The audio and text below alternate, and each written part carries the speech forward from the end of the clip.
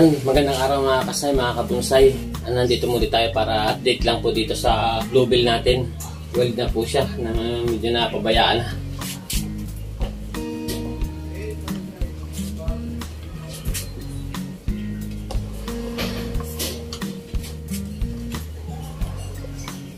Ngayon po magtatanggal lang po tayo ng wire dahil nakabaon na po sa branches na yung nilagay natin wire dati.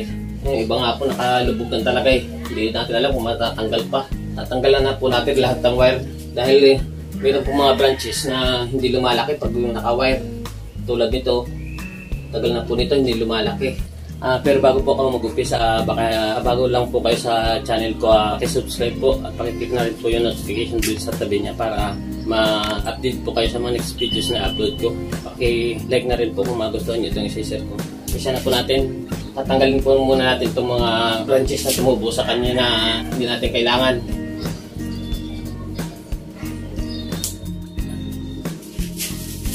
Bago tayo magtanggal ng wire.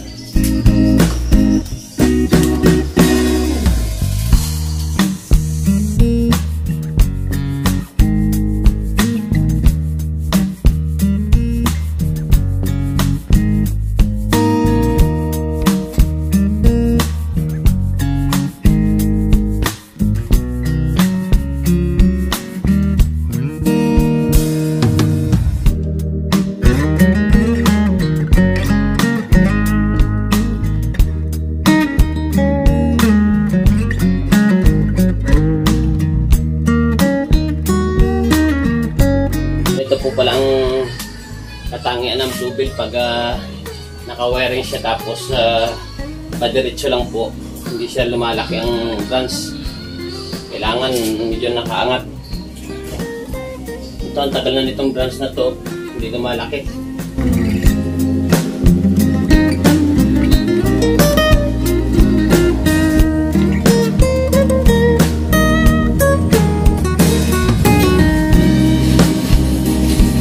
Kailangan po pala pag mag-wire tayo ng bluebill, yung pinakang dulo niya iaangat natin para lumaki siya.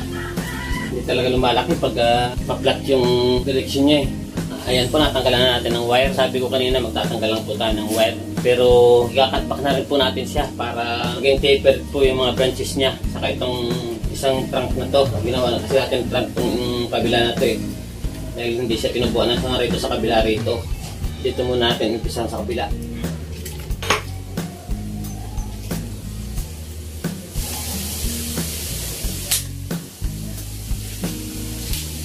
Dito natin siya pinutol sa may tabi nito. May tutubo po yan dito sa kabila. Yun ang pinakang gagawin nating trunk niya pa diretso rito sa taas. Ito din po, kakat na rin natin dito.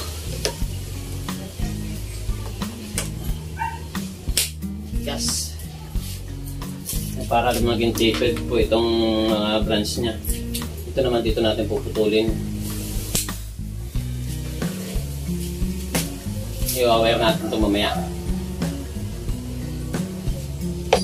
Yan, ito, iniwan po natin ito, yung isa na to. Magiging primary po itong isa ito. Ito, secondary branch na to. Dahil pinat natin siya rito. Ito naman po dito. Pangalawang branch din po. Pag ito yung may tumubo rito, sa baba, yung papadidiretso natin dito. Yun ang magiging primary niya. Katugtong nito. Ito naman po dito.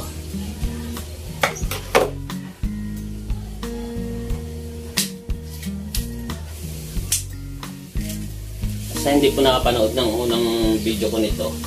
Kaya ito'y nilagyan natin ng branch dito sa likod. Hindi po kasi tinubuan yan dahil nag-dieback po itong kalahati nito. Kalahating katawan nito nag-dieback po.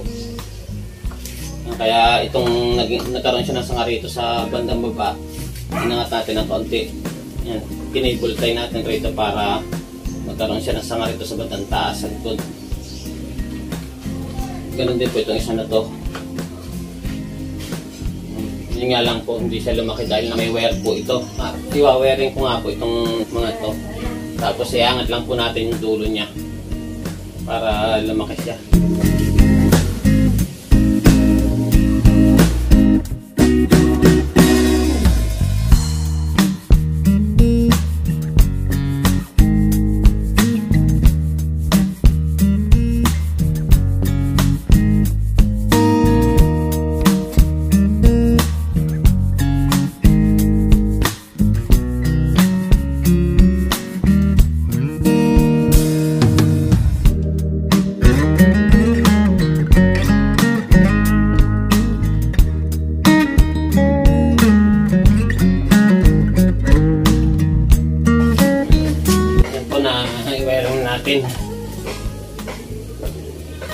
Babalputin po natin po dito.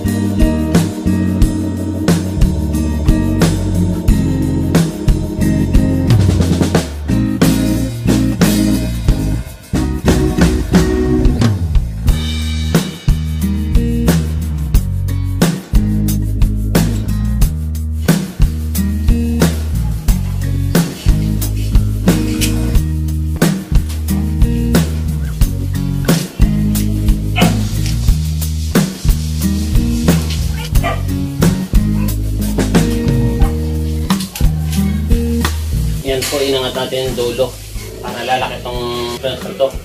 Inangat po natin yung mga dulo niya.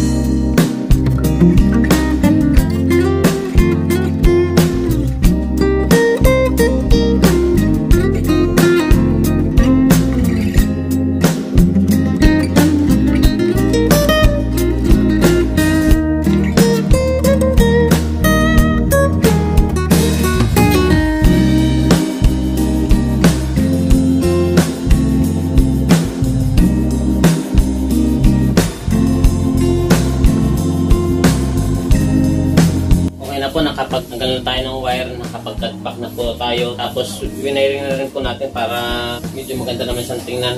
Para yung mga iniwan natin mga branch dito, magkaroon na rin ng forma. Pero inangat po natin yung mga dulo niya para lumaki po siya. Dahil yung mga nauna nating winiring, pag nakaplat po siyang ganyan o kaya pababa, hindi po siya lumaki. Muli maraming salamat sa inyong panonood. At muli po, kung hindi pa kayo nakapag-subscribe sa aking YouTube channel, pag-subscribe po. At i-click na rin po yung notification bell sa tabi niya para ma-notify po kayo sa mga next videos na i-upload ko. Salamat.